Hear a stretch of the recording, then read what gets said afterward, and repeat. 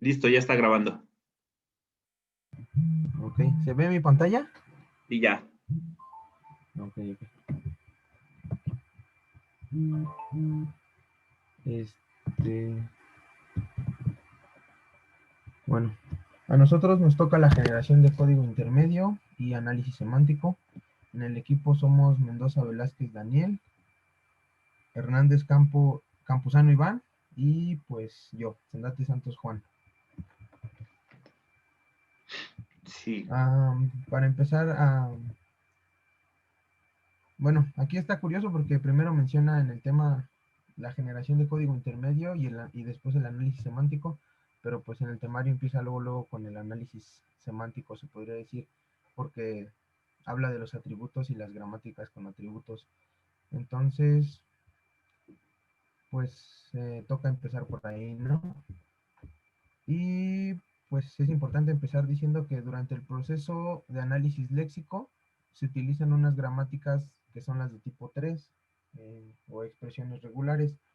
Posteriormente, para el sintáctico, usamos las gramáticas libres de contexto o de tipo 2. Eh, bueno, hasta ese momento todo va bien, pero para realizar el análisis semántico, que es el que toca en este caso, se tienen que utilizar unas gramáticas un poco más ricas y esas son las gramáticas de atributos. Ahora, ¿qué nos da? Bueno, las gramáticas de atributos tienen como base la identificación de los atributos que deben calcularse para realizar los controles semánticos. Estos controles semánticos van a ser los encargados, por así decirlo, de comprobar que valga la redundancia, que la semántica es correcta. O sea, es el que se va a encargar de realizar los cálculos para saber que está bien o está mal. Bueno, estos controles se realizan usando las reglas semánticas que ahorita más adelante vamos a ver. Entonces, lo importante de aquí es saber que las gramáticas tienen como base la identificación de los atributos que se van a usar para realizar los controles semánticos. Esto es lo importante. Y bueno, cabe mencionar que al final de todo este proceso de acá atrás se va a generar un árbol de anotaciones y este árbol de anotaciones es el que le va a llegar a la siguiente etapa al generador de código intermedio. Bueno, aquí toca hablar de la tabla de símbolos porque, pues como se pueden dar cuenta, es importante en todas las etapas, desde el léxico, el sintáctico, al semántico que nos toca a nosotros. Después la generación de código y la optimización también hacen uso de esta tablita. Y bueno, ¿cuál es su importancia? Para implementar esta gramática de atributos necesitamos apoyarnos en una estructura denominada tabla de símbolos. Y es importante porque su objetivo es asociar identificadores con sus propiedades o atributos. Aquí a mí se me hizo complicado al principio, como que imaginarme de qué estaba hablando o a qué se refería con atributos, propiedades e identificadores.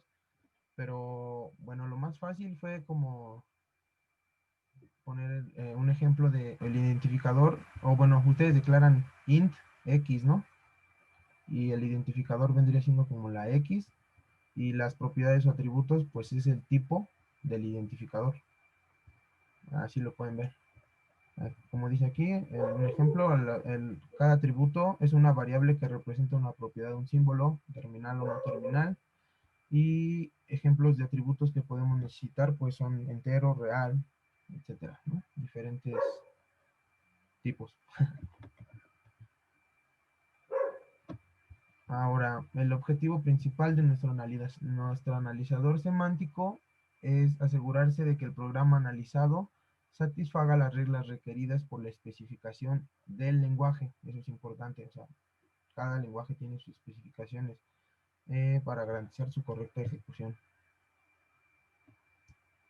Aquí hay un diagrama donde nos dice que llega el análisis sintáctico. Aquí se realiza la fase de análisis semántico, que son estos dos. Y como les decía, al final sale el árbol sintáctico con anotaciones. Aquí entra normal, aquí se hace la comprobación de los tipos que les estaba diciendo hace rato. Aquí se realizan los controles semánticos, que son los que les digo que les van a decir si están bien o está mal. Y ya después el generador. Ahora, algo que me pareció interesante recalcar cuando estuve leyendo acerca de esto, es de que a pesar de que se ve como por etapas, por, ¿cómo se llama? Por eficiencia, se realizan, digámoslo así, todos los pasos de un jalón, ¿no? El sintáctico, el semántico y la generación de código, todo, ¿no? O sea, todo al mismo tiempo. Eso es lo que decía. Ahora, pues tenemos que hablar de los controles semánticos que ya había mencionado anteriormente, que son los que se van a encargar de las comprobaciones. En este caso, tenemos que discernir entre dos tipos. Unos son estáticos, los otros son dinámicos, y la distinción es que unos son en tiempo de compilación y los otros obviamente en tiempo de ejecución. En este caso, estos son un ejemplo de controles estáticos. Estos son, ¿cómo se llama? Ah, sí, creo dinámicos. Comprobación de tipos. Este es el primero. Y aquí se pueden dar idea de más o menos de qué tratan estos controles, porque dice, los operadores y operandos deben ser compatibles, pudiendo llevar aparejados acciones adicionales para poder operar con ellos, como por ejemplo sumar un entero y un real. O sea, creo que sí explica bastante de qué se trata esa comprobación, ¿no? Asimismo, pues tenemos las comprobaciones de flujo de control, que se van a las sentencias de flujo de control. Ya saben, if, switch y todas, todas esas que utilizamos, aquí están en las comprobaciones de flujo. Después las comprobaciones de unicidad. Estas dicen que determinados objetos solo pueden definirse una vez. Un ejemplo son las etiquetas de una sentencia case y declaraciones de objetos. Tenemos también comprobaciones relacionadas con nombre. Hay algunos lenguajes, como aquí dice, que en nada.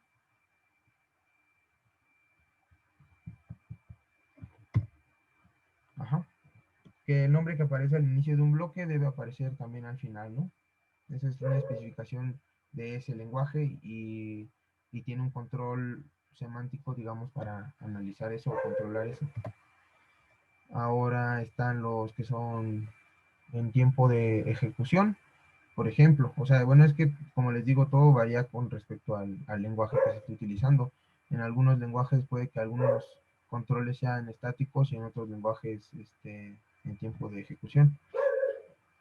En este caso, tres ejemplos de estas comprobaciones dinámicas son las comprobaciones de asignación, de asignación de variables, perdón. Como aquí pone un ejemplo, en un lenguaje como Lisp se hace de forma dinámica, mientras que en Fortran 77 se hace de forma estática, lo que les decía. Tenemos comprobaciones de rango, por ejemplo, con los arrays, donde los accesos que se hacen implican comprobar si se está dentro del rango del array o, por ejemplo, si una operación de división, sin una operación de división el denominador vale 0. También tenemos las comprobaciones de referencias a punteros, que, pues como sabemos, por ejemplo en C, creo en C, estas son en tiempo de ejecución. No sé si estoy bien, la verdad. Bueno, ¿para qué les digo, no? La verdad. ¿Para qué les miento? Ahora, como se ha indicado antes, un atributo es una variable que representa una propiedad o de un símbolo. Esto nada más para recalcar, como el tipo de dato, eso puede ser un atributo, el valor puede ser otro atributo, el ámbito programa principal o función donde se está ejecutando es también puede ser su atributo, y la posición de memoria. O sea, esos son diferentes atributos. Bueno, una vez que hemos validado la estructura del programa y para poder realizar determinados controles semánticos que vimos anteriormente, necesitamos utilizar información representada por los atributos que acabamos de ver, que asociamos a los símbolos terminales y no terminales de la gramática que hemos establecido para este lenguaje. Estas gramáticas se denominan gramáticas de atributos. Es como un resumen chiquito de lo que acabo de explicar anteriormente. Y bueno, otro pequeño resumen. Dice, para poder realizar este paso de valores de los atributos para cada regla gramatical se establecen unas operaciones con estos atributos. Esas operaciones se denominan reglas semánticas, puesto que nos permiten realizar los controles semánticos que se han establecido para este lenguaje de programación. Así podemos ver el paso de valores de atributos. Ahora pues toca hablar de las reglas semánticas que mencionábamos anteriormente, que son las que establecen operaciones con estos atributos. La forma más común que encontré de representar estas reglas semánticas pues fue de la siguiente forma. Dice, la forma de denotar los atributos asociados a un símbolo es la siguiente forma. Si X es un símbolo gramatical y A es un atributo de este símbolo gramatical, como recuerdan, puede ser el tipo, puede ser el valor, la posición de memoria. Escribimos entonces X.A para indicar que el valor de A está asociado a este símbolo. Aquí se puede ver en una tabla, está más fácil. X.tipo es un atributo, X.valor es otro atributo. Esto que ven acá es el dominio del atributo, que puede ser entero, real, booleano, carácter, array, registro, puntero. Y el dominio del atributo valor, que es real nada más. Y las relaciones entre los valores que pueden tener los atributos de una gramática de atributos se especifican mediante reglas semánticas. Ajá, entonces la relación que van a poder tener este atributo con este otro atributo, pues se van a especificar mediante... No, no, perdón. Este atributo con otro atributo, por ejemplo, de su mismo... O sea, que también sea tipo, las reglas semánticas van a especificar cómo pueden interactuar o si pueden interactuar también otro tipo de atributos con otro tipo de atributos. Para eso sirven estas reglas semánticas. Y bueno, pues podemos pasar a un ejemplo porque digamos que lo teórico ya está cubierto, ¿no? Por así decirlo un poco. Entonces con el ejemplo pues queda más claro. A mí me gusta más con el ejemplo porque se ve mejor todo el revoltijo anterior. Son muchos conceptos. Y bueno, dice, dado el siguiente ejemplo de código, por ejemplo, superficie, que es igual a base por altura sobre 2. Esto es más familiar, ¿no? Se ve más bonito. Superficie, ajá. Su semántica identifica que el registro asociado al identificador superficie, se le va a asociar el valor resultante de la multiplicación o el producto de base por altura, divididos por 2. Ahora, ¿de qué se va a encargar, digamos así, el analizador semántico? Pues bueno, de que todos los identificadores que aparecen en la expresión, superficie, base, altura, hayan sido declarados en el ámbito actual o en alguno de sus ámbitos previos. O sea, tiene que estar declarado, ¿no? No puede salir de la nada. Que la subexpresión de la izquierda sea semánticamente válida, es decir, que sea un L válido. Esto debe de ser correcto. Que a los tipos de los identificadores base y altura se les pueda aplicar el operador de multiplicación. Eso es parte de una regla semántica, ¿se dan cuenta? Un registro en C, por ejemplo, no sería válido.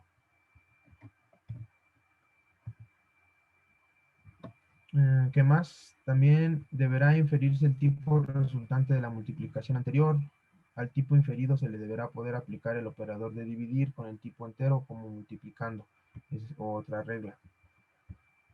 Y por fin, bueno, finalmente deberá inferirse el tipo resultante de la división y comprobarse si este es compatible con el tipo superficie para llevar a cabo la asignación.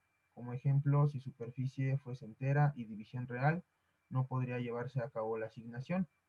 Aunque, pues creo que, por ejemplo, en C, creo que nada más te corta el valor, ¿no? Te lo deja como, te lo redondea. No sé, creo que sí. Y bueno, aquí podemos ya vamos a pasar a otro ejemplo que ya no es como el anterior. En este solo era para explicar como las reglas que puede haber. Este ya es un poco más, mm, ya tiene más que ver con gramáticas y atributos.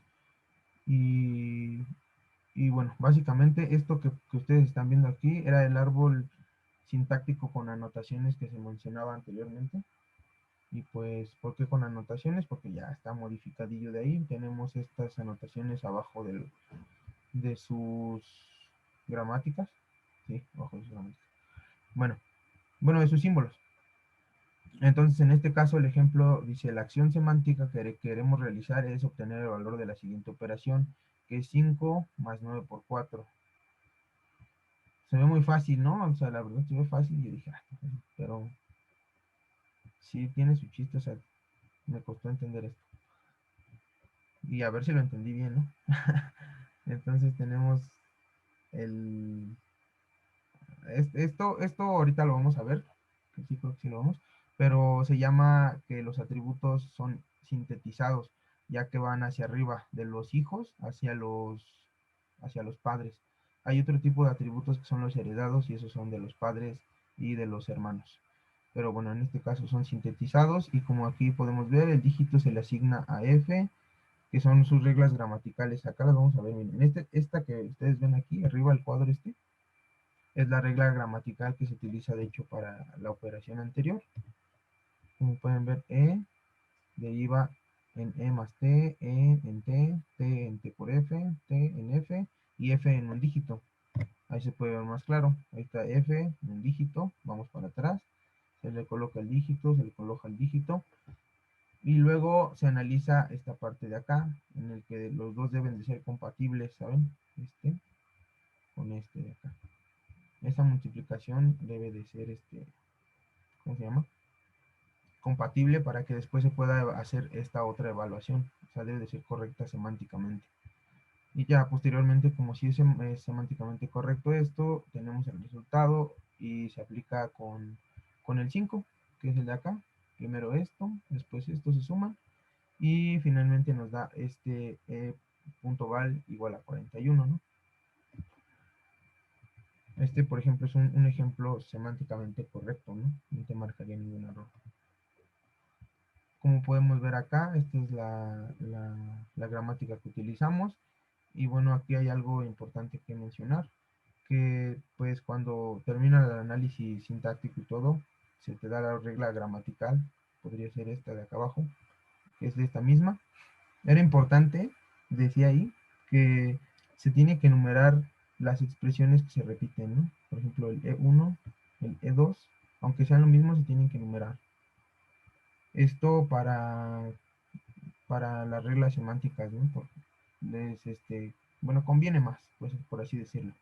Se enumeran y aquí tenemos la regla gramatical. Después, estas son reglas semánticas. ¿Y qué es lo que tiene de diferente con las otras? Pues básicamente solo es que ya viene agregado su tipo.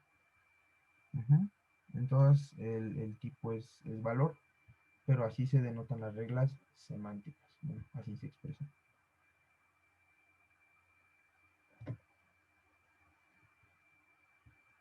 Ahora tenemos otro ejemplo, ¿sí? Sí, vamos a ver otro ejemplo.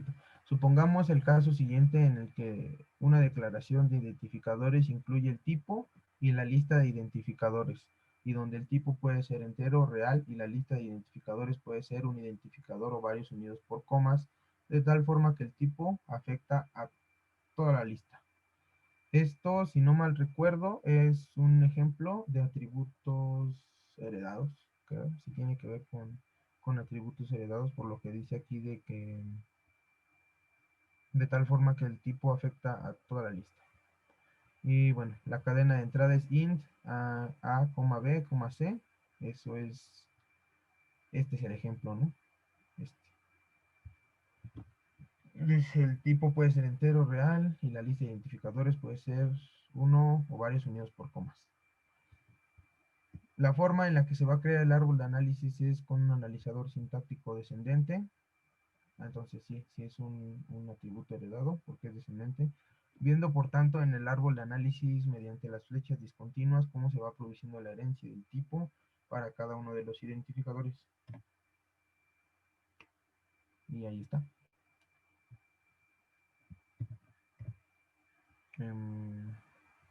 Ajá. El ejemplo decía que primero aquí hay un atributo sintetizado y después se continúa con atributos, ¿cómo se llama? Heredados. No recuerdo si decía que se continúa o se transforma a atributo heredado. Pero el caso es que primero se inicia con un atributo sintetizado porque va hacia arriba, ¿no? Acá tenemos la regla gramatical, después las reglas semánticas. Como les dije, ya tienen los atributos agregados acá y sus valores. Y entonces este árbol es el que se genera de esta entrada.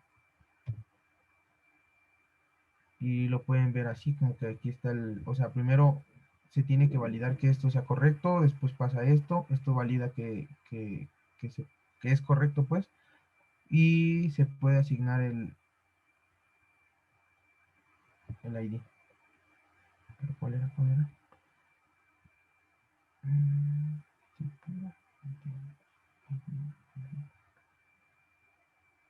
Bueno, según yo recordaba que tenían subíndices aquí, pero bueno, aquí lo principal que hay que ver es que tenemos el tipo. Primero tenemos el tipo, después vamos a la parte de los identificadores que están separados por coma. Aquí se comprueba que está semánticamente correcto.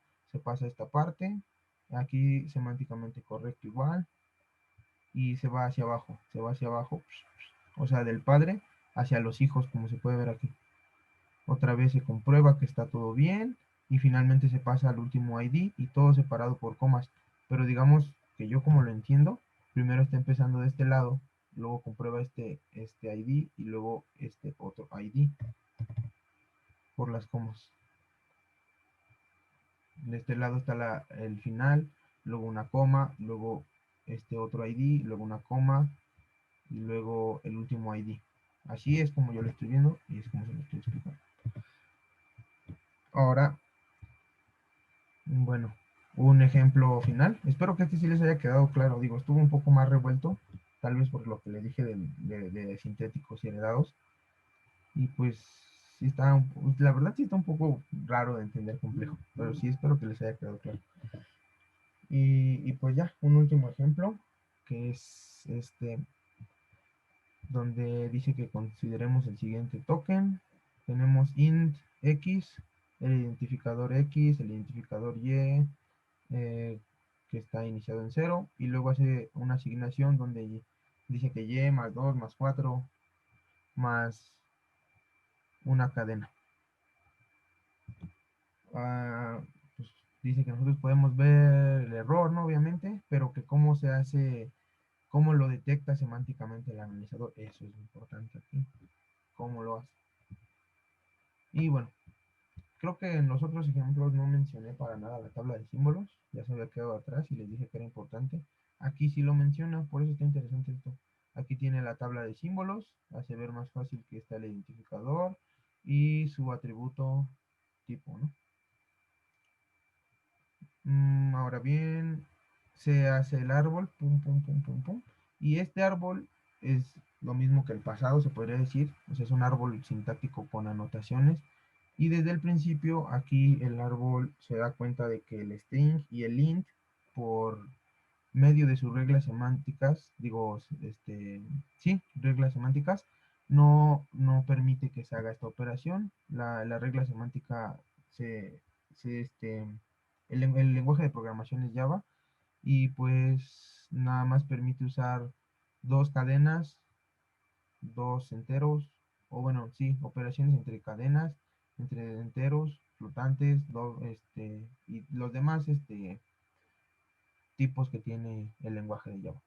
Pero el caso es que el operador no es compatible entre este y este. Así es como se detecta un error, así digamos a grandes rasgos.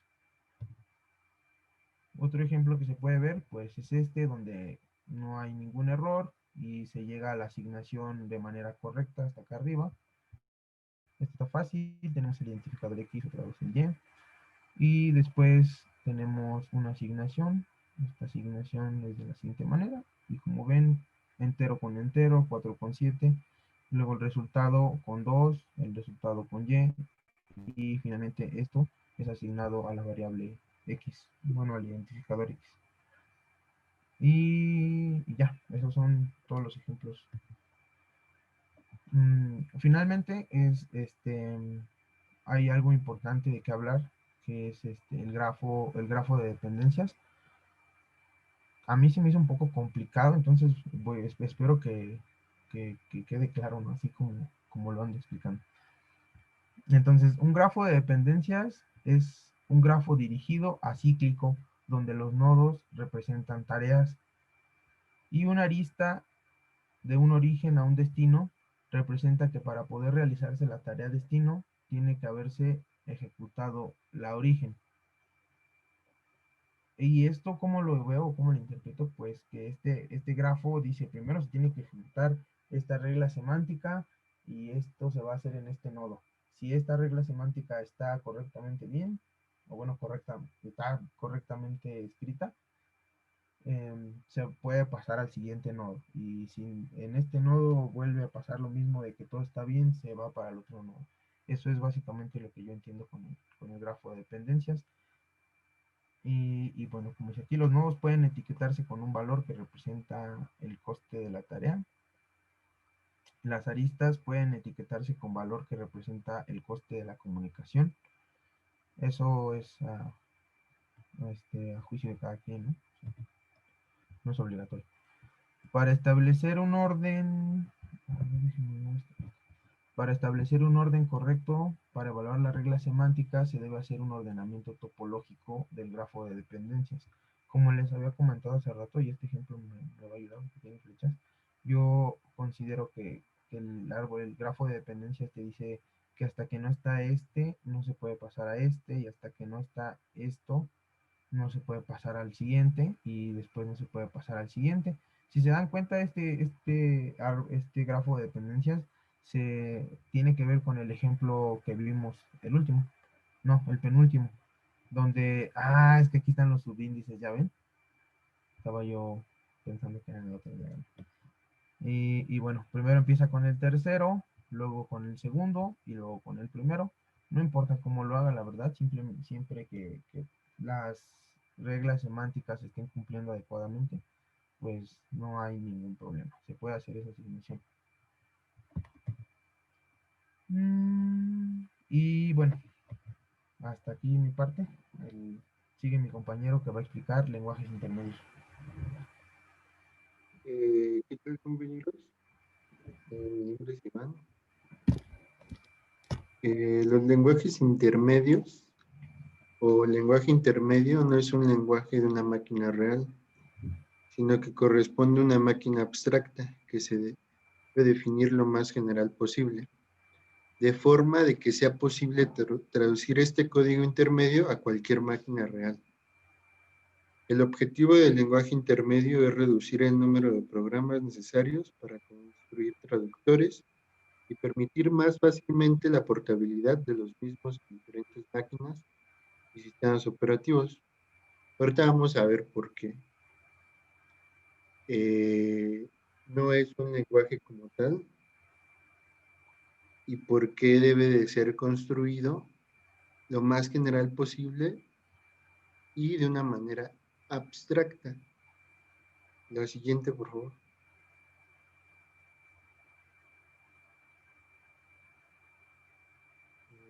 Compañero Juan. Sí, perdón, discúlpame. Ya se durmió Juan. No. Discúlpame, ¿me puedes repetir la pregunta o qué pasó? Digo la siguiente. Sí, perdón. Bueno. Básicamente, el lenguaje intermedio entró en todo nuestro proceso de compilación. Se ubica entre el análisis semántico y sintáctico. Entre el análisis, bueno, es léxico, sintáctico, semántico, que nos va a generar un código intermedio. Y aquí se va a encontrar el lenguaje intermedio. Esta parte primera de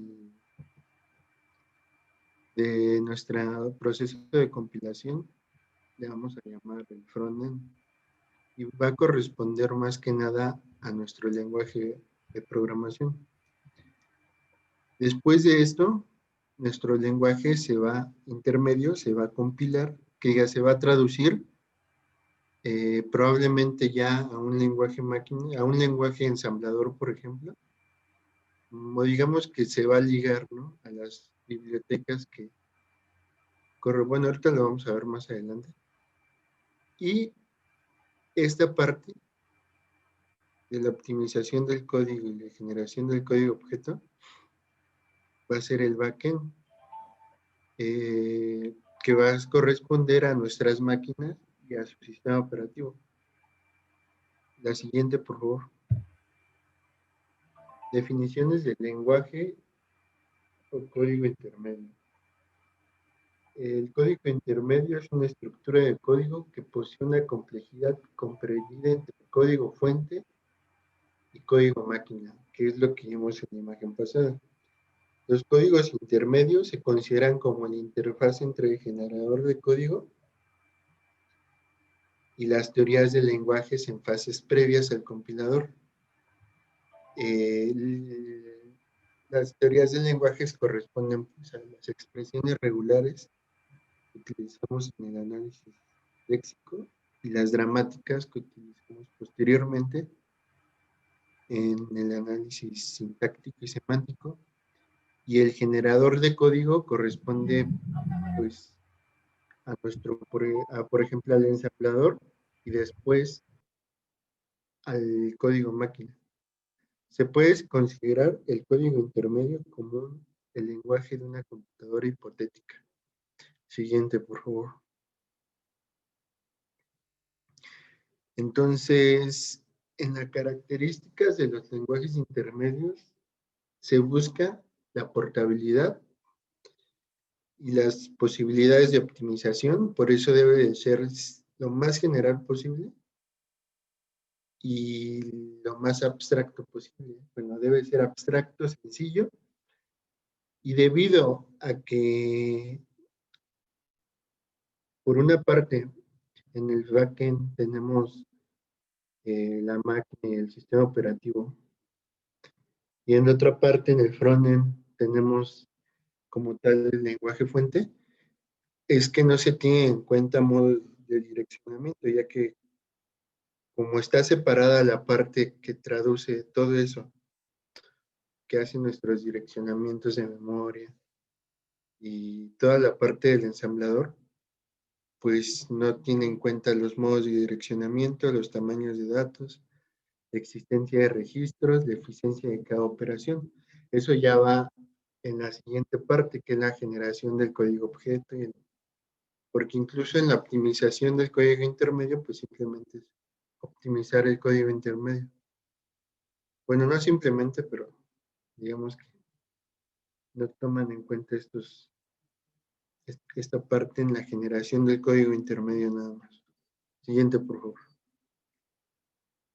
Otras características es que reduce el número de traducciones necesarias para construir un compilador, donde se asegure la portabilidad en distintas plataformas. Esto ahorita lo vamos a explicar. Permite optimizaciones generales, permite abstraer la máquina, separar operaciones de alto nivel de su implementación a bajo nivel, es la parte del backend y del frontend, aumenta la portabilidad del compilador de una máquina a otra, y se puede reutilizar la parte del análisis y síntesis para diferentes generadores de código máquina, gracias al lenguaje intermedio. Por eso es que tal vez la misma parte de análisis y síntesis de C nos sirve para una máquina en Linux, una máquina en Windows, en lo que sea. Bueno, no lo que sea, pero pues lo más estándar, ¿no? Siguiente, por favor. Esto es lo que me refería a si no tuviéramos el lenguaje intermedio, ¿no?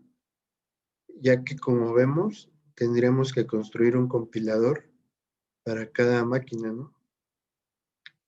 Igual, si tuviéramos Pascal, pues un compilador para cada máquina, ¿no? Entonces, nuestras lenguajes fuentes, pues, aumentan multiplicándose por cada uno de los lenguajes objetos, ¿no? Entonces esto pues aumenta mucho nuestra complejidad, nuestros números de compiladores. Siguiente, por favor. Ahora, si tuviéramos, bueno, ahora con el lenguaje intermedio implementado, pues ocupamos un solo lenguaje intermedio para poder hacer o conectar las partes, ¿no? Si queremos un compilador de C en una máquina que tenga un procesador de Intel con un sistema operativo de Windows, pues no hay problema, ¿no? Si queremos igual, lo mismo con una máquina AMD y un Linux, igual para Android, para Macintosh. Gracias al lenguaje intermedio es que nuestros N lenguajes ahora nada más se suman con nuestros M lenguajes objeto. Siguiente, por favor. Ahora, para poder representar este lenguaje intermedio, tenemos muchas opciones, ¿no? Entre todas estas tenemos tres, que es el árbol de análisis abstracta, que tiene sentido utilizarlos cuando no se va a realizar una optimización de código y directamente se va a generar código. Ahorita voy a explicar es más fácil si lo visualizamos. La notación postfija, que no necesita paréntesis porque la posición y el número de argumentos de los operadores permiten solo una decodificación, por ejemplo, 5 menos 3, entre paréntesis, más 8. Esto en notación postfija es 5, 3, menos 8 más 3, punto 3, punto. Aquí, bueno, este 3 no iba, ¿no? No le hagan caso al último 3, sino que la notación es esta, ¿no? Que los operadores van a preceder, bueno, los operandores van a preceder a los operandos, de acuerdo a nuestra precedencia en los paréntesis. Después la siguiente es el código de 3 direcciones. Este código está pensado para las operaciones aritméticas y tiene la siguiente forma. X es igual a Y, operación X. Siguiente, por favor. Ahora, para poder entender cómo es que vamos a generar nuestro código intermedio o en base a qué es preciso saber que lo vamos a generar, por ejemplo, para cierta arquitectura o sí es cierta arquitectura como trabaja el procesador de esa que va a manejar. Entonces tenemos máquinas de pila de 0 direcciones que nada más van a manejar un push y un pop.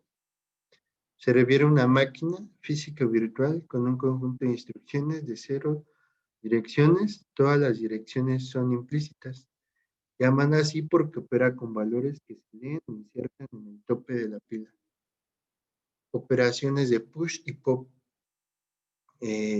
Cuando se utilizan máquinas de 2 direcciones, también va a ser otra implementación de nuestro código intermedio, ¿no?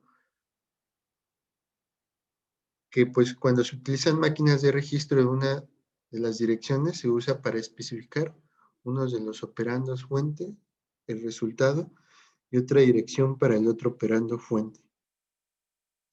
Y en las máquinas de 3 direcciones o RISC, igual se va a agregar otra dirección más, ¿no? Cuando se cuenta con instrucciones de 3 direcciones, lo habitual en el entorno PC, porque recuerden que podemos crear compiladores tanto para una computadora compleja como la que tenemos todos en nuestra casa, como para microcontroladores o para procesadores que manejen, no sé, este tipo de direccionamiento, ¿no? Y en este caso, pues vamos a utilizar 3 direcciones diferentes. Siguiente, por favor. Entonces, un ejemplo del árbol de sintaxis abstracta es cuando tenemos un árbol de análisis sintáctico, pero como yo les había dicho que el código intermedio debe de ser sencillo y abstracto, pues de nada nos sirve como tener los símbolos no terminales aquí cuando realmente lo que nos importa, o sea, ya después cuando hicimos el análisis semántico, ¿no?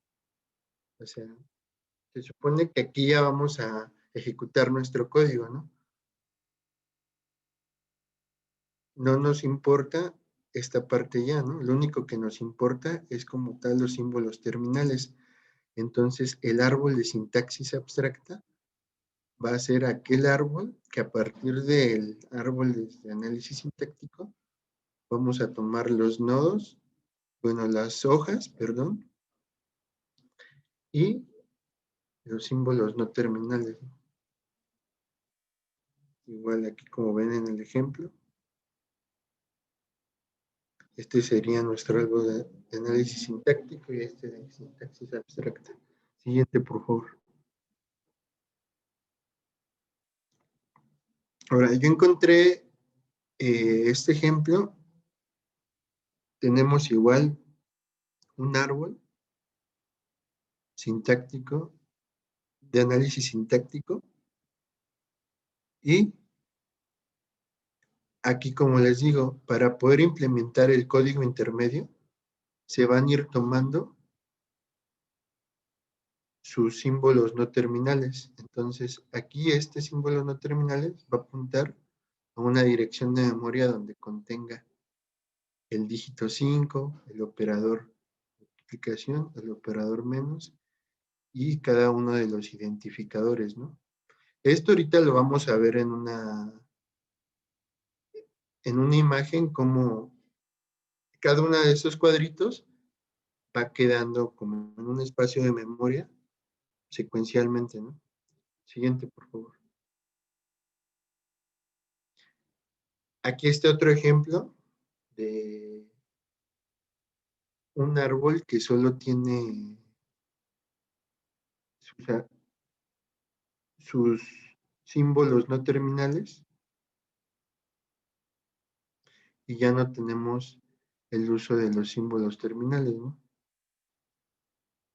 Y este sería la misma representación de código intermedio de este.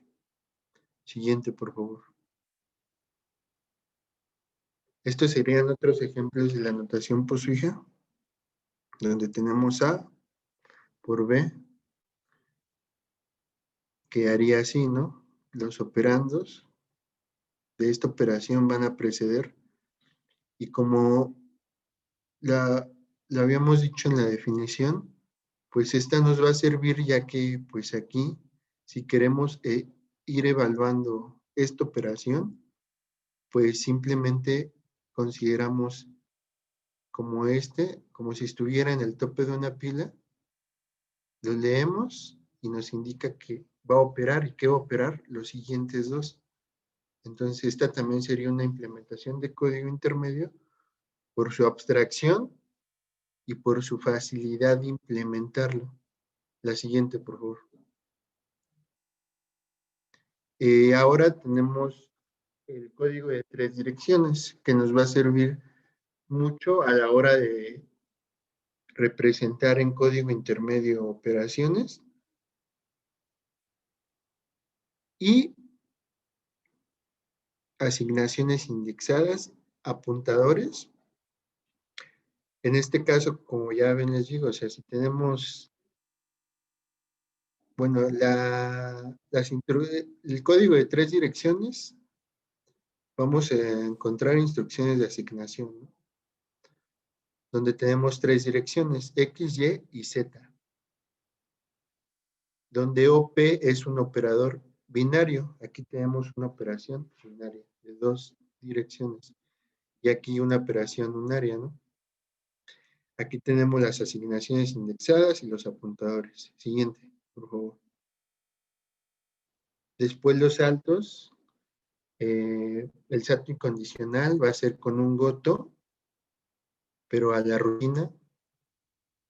Condicional if, x, rel o, y o goto también.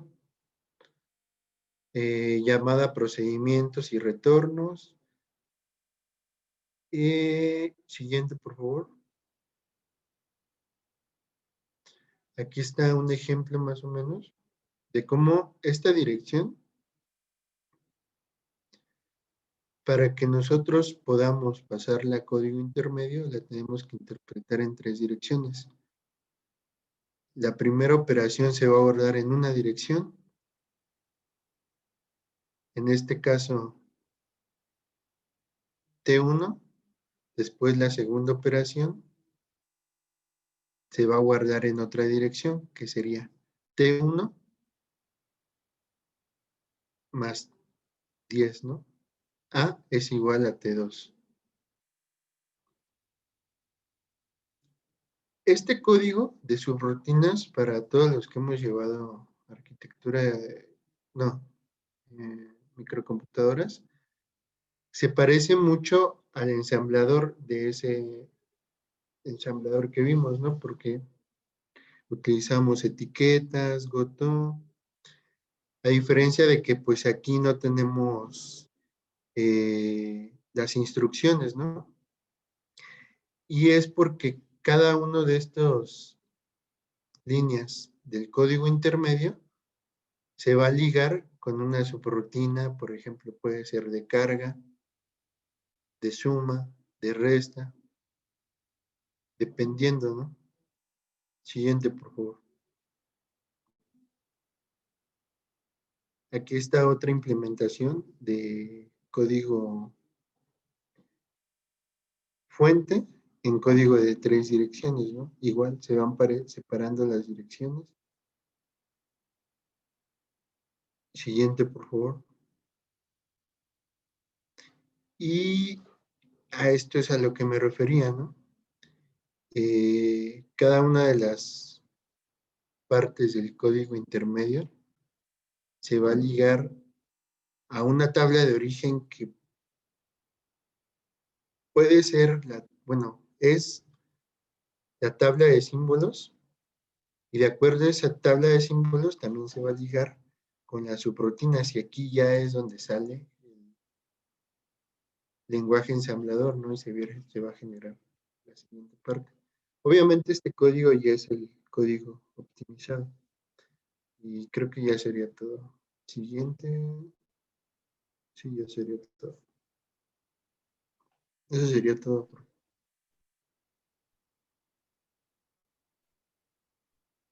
Ahora yo les voy a hablar de la revisión de tipos y declaraciones. Siguiente, por favor. Bueno, vemos que las aplicaciones de los tipos se pueden agrupar en 2. Uno es la comprobación de tipos, que utiliza reglas lógicas para razonar acerca del comportamiento del programa en tiempo de ejecución. O sea, que asegura que los tipos de los operandos coincidan con el tipo que espera el operador.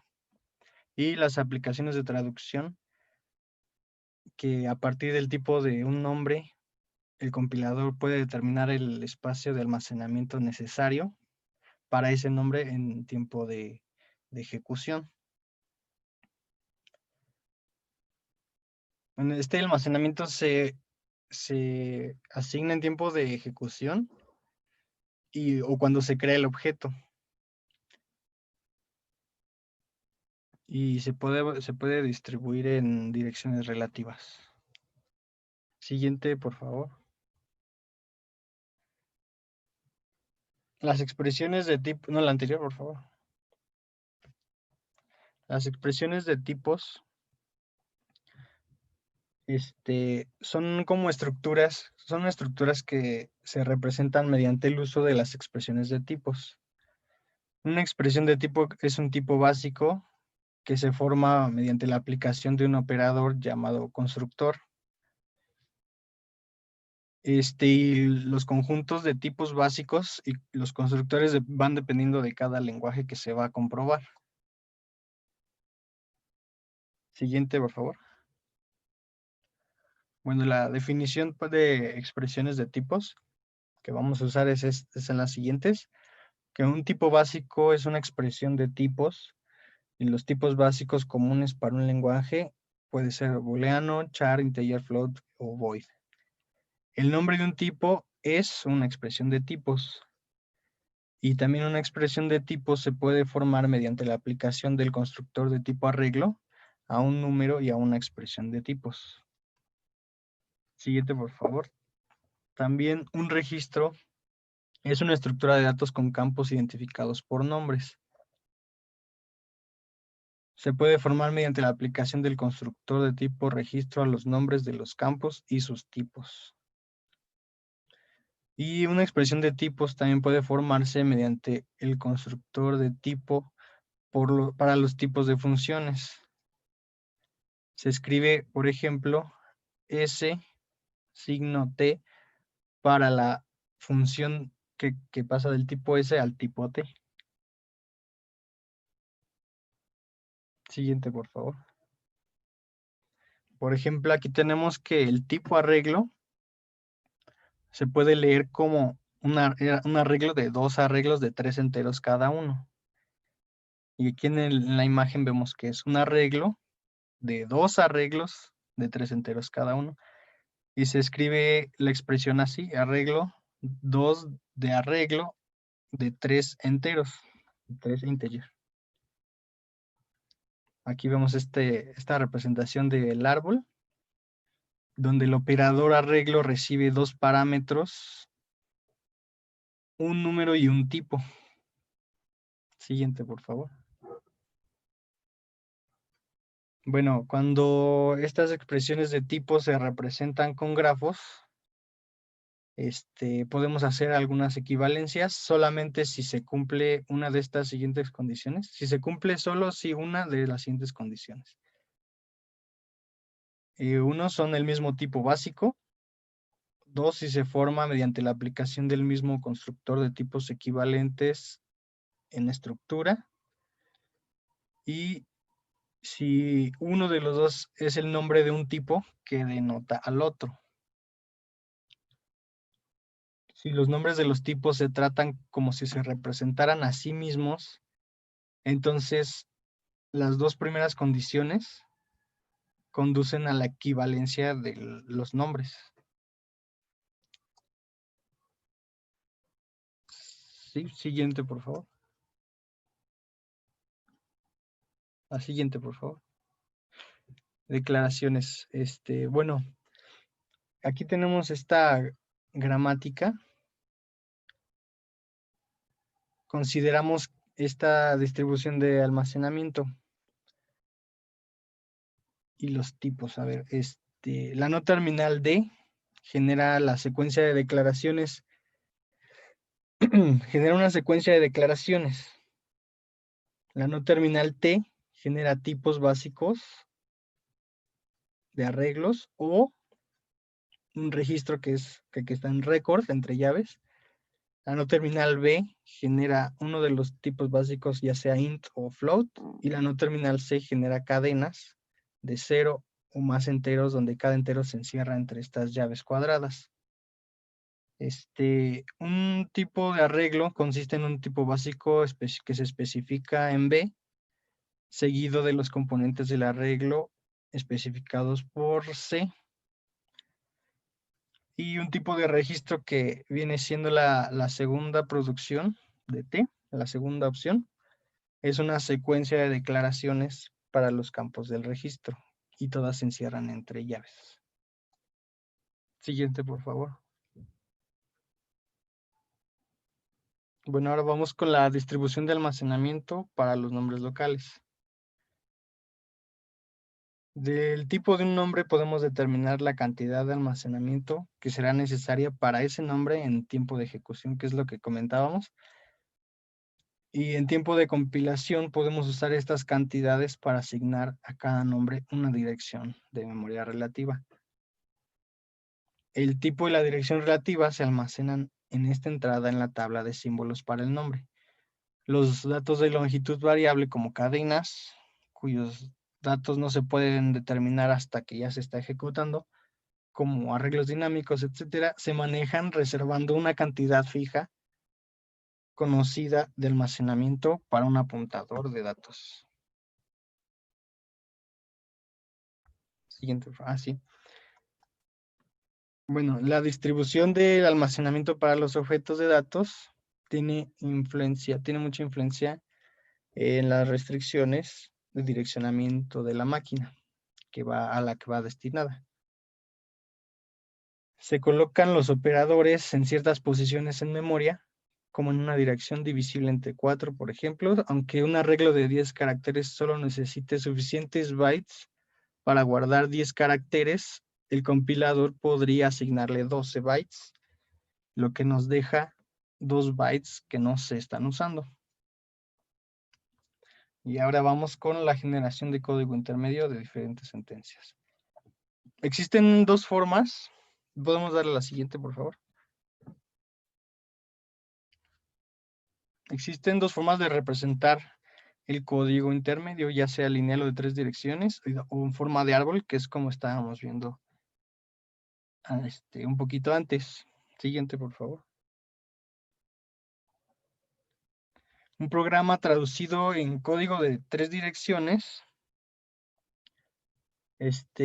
consiste en declaraciones como pseudo instrucciones con 3 operandos en 3 direcciones.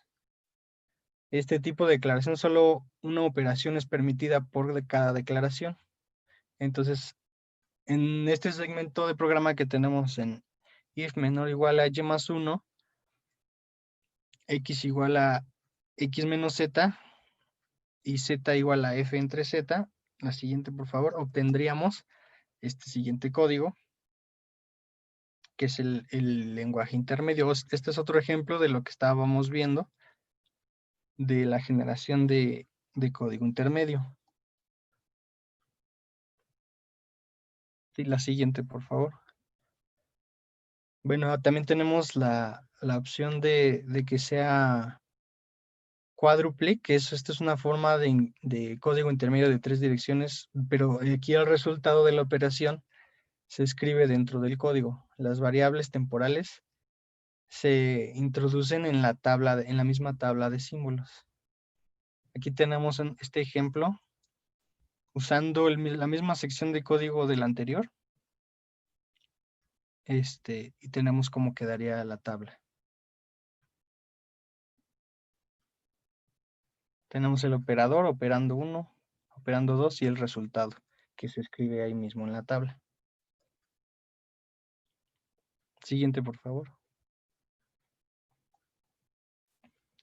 Bueno, estos son los triples que ya vimos en el ejemplo anterior, donde el resultado de la operación está implícito. Siguiente, por favor. Ya por último, tenemos esta representación de código intermedio en forma de árbol, que comúnmente se utiliza como una pseudomáquina con stack. Aquí está la operación A más A por B menos C más B menos C por D. Que también ese es otro ejemplo de representación de código intermedio. Y eso sería todo.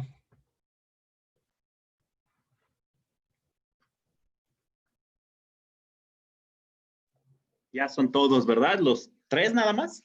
No, 4. No, 3. 3, ¿verdad? Muy bien. Entonces, nos harían falta 6 preguntas para el equipo, por parte de ustedes hacia el equipo. Hablaron despacio, ¿se dieron cuenta? Para que todo quedara perfectamente claro, ¿sí o no? Sí, sí. ¿Verdad? Eso. Entonces, pues adelante con sus preguntas.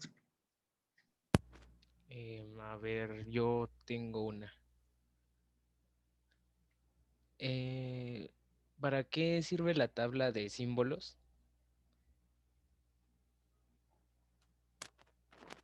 ¿Sí me escuchó?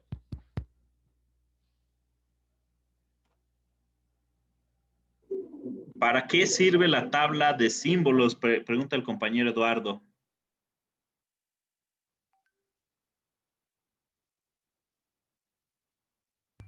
Bueno, la tabla de símbolos nos sirve principalmente para asociar los atributos con sus identificadores.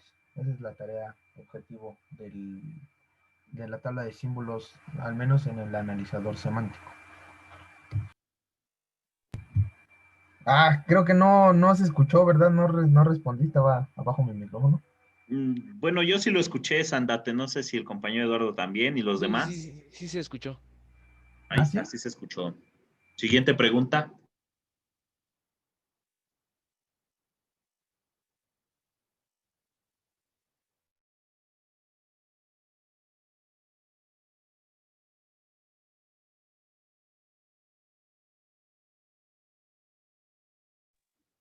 ¿No hay preguntas? ¿Pasamos al examen? Sí. Saúl Cruz, ¿no tiene ninguna pregunta por ahí?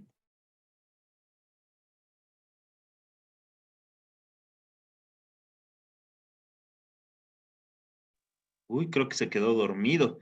Mario Flores, ¿alguna pregunta que tenga el equipo?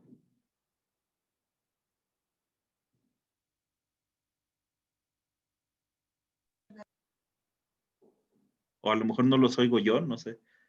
Por ahí anda Saúl, ya prendió su micrófono. Sí, es que no se me está yendo el internet un poco. Ajá. Pues aprovechemos y lance su pregunta ahorita que lo oímos. Sí, yo todavía no entiendo bien qué es un atributo. O sea, la verdad no me queda claro.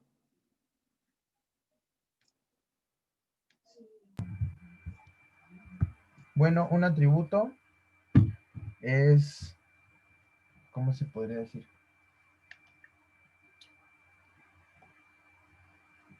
Tenemos en el análisis pasado, en el semántico, no, en el sintáctico, perdón, que usábamos unas gramáticas de tipo 2 que se llaman gramáticas sin contexto. O sea, simplemente están sintácticamente correctas cuando pasan ese proceso, pero no tienen un contexto. En las gramáticas de atributos se podría decir que se les agrega ese contexto. Entonces, un atributo es lo que le da, valga la redundancia, contexto a la gramática que nosotros vamos a utilizar. ¿Y cómo le da el contexto? Bueno, pues un identificador, su contexto es de que es un entero, por ejemplo. Y básicamente ese es el atributo como lo que le da contexto a la gramática o lo que va junto con el atributo, por así decirlo, para que después se puedan aplicar unas reglas semánticas a esa gramática y pues se determine si es correcto o no. Eso es el atributo. ¿Sí me expliqué Ok, más? va. Estimado No, sí, Saúl, dígame gracias. usted, ¿programa en Java? No. ¿En C++? Pues ocupo un poco de TypeScript. A lo mejor por eso no, bueno, ¿en qué lenguaje de programación orientado a objetos maneja? Pues sí, sé más un poquito. Más un poquito, sí sabe qué es un objeto en este paradigma Sí, y qué es un método también. sí. Y precisamente hay otro concepto que se llama atributo. Bueno, es que yo lo había visto, pero la definición como de libro, entonces ahí como que no le entendía bien.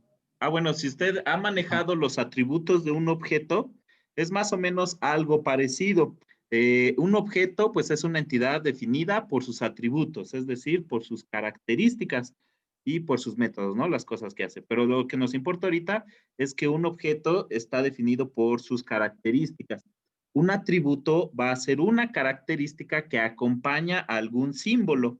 Puede ser, por ejemplo, estas características, el tipo de dato, el valor, el signo, el tamaño del tipo de variable y cualquier información que le pudiera servir al compilador. Eso es lo que sería un atributo. Ok, vale, sí está ¿Basta aún? bien. Sí, Va, sí, sí, ya va. me quedó un poco más claro. Un poco, pero pues Bueno, sí. o sea, ya me quedó claro, sí. No, no, sí, o sea, un poco porque pues sí es un concepto. Bueno, todo esto en general es bastante abstracto, como pueden ver, es de mucha teoría y hay que leerle bastante, ¿verdad? Sí, sí, claro. Muy Sí, pero bien, ya me quedó claro, gracias. perfecto. Ángel Bautista, no me diga que es del equipo, no, ¿verdad? Adelante con su pregunta, Ángel. Sí, me llamó la atención la lámina donde dice distribución del almacenamiento para los nombres locales. No sé si, bueno, decía, hay una parte donde dice los datos de longitud variable como las cadenas o los datos cuyo tamaño no pueden determinarse sino hasta el tiempo de ejecución. O sea que todo este procedimiento es antes de la ejecución, que es lo que expusimos nosotros. Bueno, me tocó exponer. Sí, así es. Todo este procedimiento, la pregunta es si, bueno, si la entendí, si esto de la generación del código intermedio se realiza antes de la ejecución del programa. Ujú. ¿Si es así la pregunta, Ángel? Sí, sí, que. Adelante, contéstenla, por favor. Sí, solamente cuando hay cadenas de longitud variable o, cuando se usa memoria dinámica, es cuando no se puede saber desde antes cuánto almacenamiento se va a utilizar. Entonces es donde se reserva un co- un, es- una cantidad fija, pero para un apuntador de datos. Y a los tipos de nombre, que sí se puede determinar desde antes, pues sí se puede saber cuánta memoria va a utilizar, pero si es de longitud variable, pues se reserva la memoria dinámica. Oh, ya, perfecto. Sí, me quedó Sí, o claro. sea, todo este proceso sí se realiza antes de la ejecución del programa, solo quedarían algunas instrucciones, como bien menciona el compañero, como la memoria dinámica, para en tiempo de ejecución, pero digamos que la mayoría de las instrucciones se tienen que revisar, se tienen que producir antes de la ejecución. Ok. Muy bien, ¿quién más? ¿Quién más quiere? Inri, adelante Inri con su pregunta, por favor. Sería la cuarta, ¿no?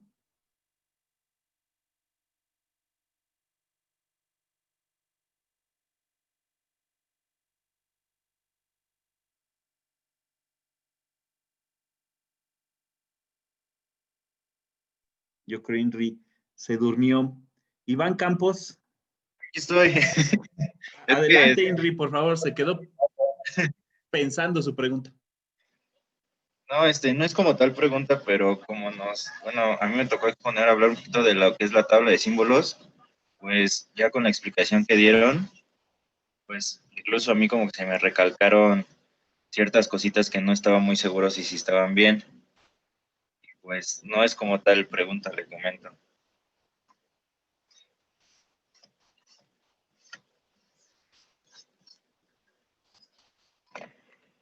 Bueno, pero entonces, ¿qué sería un comentario? A ver, por ejemplo, ¿qué se le recalcó? Por ejemplo, lo de la asignación por ejemplo, que es un atributo, su representación, los símbolos.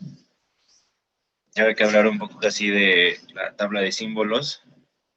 Incluso dieron otros ejemplos que también se me hicieron bastante buenos, sencillos para entender los conceptos los que estamos hablando, porque pues, como comentamos, eso de la tabla de símbolos pues se hace en todos los compiladores y pues está presente todo el tiempo. Sería más que nada eso. Muy bien, Inri, muchas gracias. Pues se lo vamos a contar entonces. Van 4, faltan 5. Jessica, su pregunta, por favor.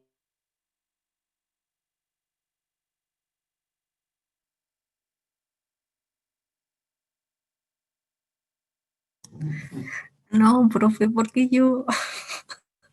Pues no sé, es que está así en la lista. Una pregunta. No, es que no sé qué preguntar, sinceramente. Algo del código de 3 direcciones, por ejemplo. Tal vez. ¿Es el código de 3 direcciones? Ahí está su pregunta, compañeros, por favor. Pues el código de 3 direcciones simplemente es separar una operación en 3 direcciones diferentes. Por ejemplo, si tengo A igual a A más B más 8, tengo que separar eso en 3 direcciones, ¿no? Entonces, por ejemplo, puedo obtener la primera dirección como T1 igual a A, la segunda dirección igual a B y la tercera igual a menos 8, ¿no? Y ya mi resultado pues va a ser, incluso no solo 3 direcciones, también pueden ser 4 direcciones, ¿no? El código de 3 direcciones es como para ejemplificar que se va a fragmentar esa operación en 3 direcciones, porque es de acuerdo al tipo de máquina que vamos a utilizar, ¿no? Para que este código sea lo más general posible. No sé si me expliqué. Sí, sí. Ok, muchas gracias. Ya nomás falta una. ¿Quién será? ¿Quién? Josué Torres quiere preguntar la última.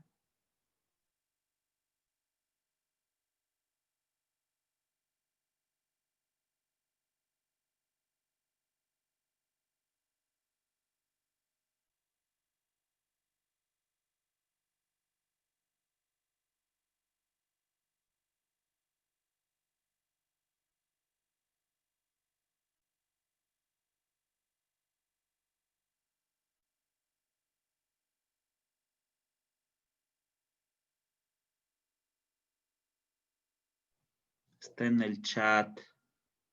No sé.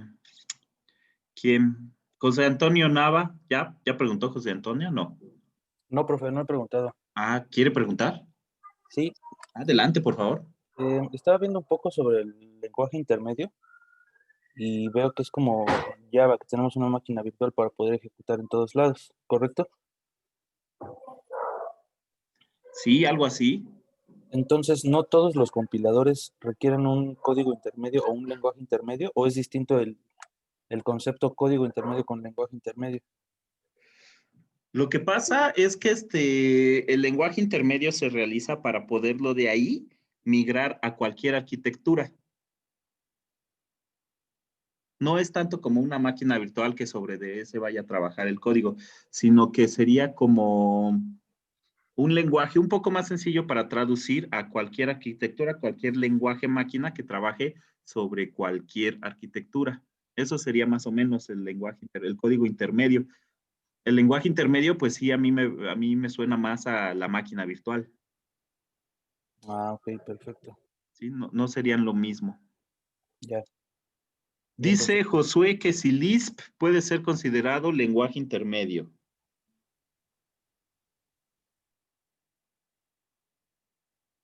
¿Ustedes qué opinan? Bueno, tendríamos que partir primero que es Lisp, ¿no? Depende, ¿no? Porque puede ser que la notación postfija sea el lenguaje intermedio de un lenguaje funcional, ¿no? No sé. Entonces sí, dependería del uso que se le esté dando, ¿no? Para que se Sí. pudiera considerar como un lenguaje intermedio. Muy bien. Perfecto. Entonces, al igual que en las otras presentaciones, por favor, el equipo suba su presentación para que lo pueda agregar a la tarea y puedan contestar su cuestionario y elaborar su mapa mental. ¿sí? Me quedo un ratito si alguien tuviera dudas de algo y los que ya no tienen dudas, pues ya se pueden desconectar. Nos veríamos el miércoles. Profesor.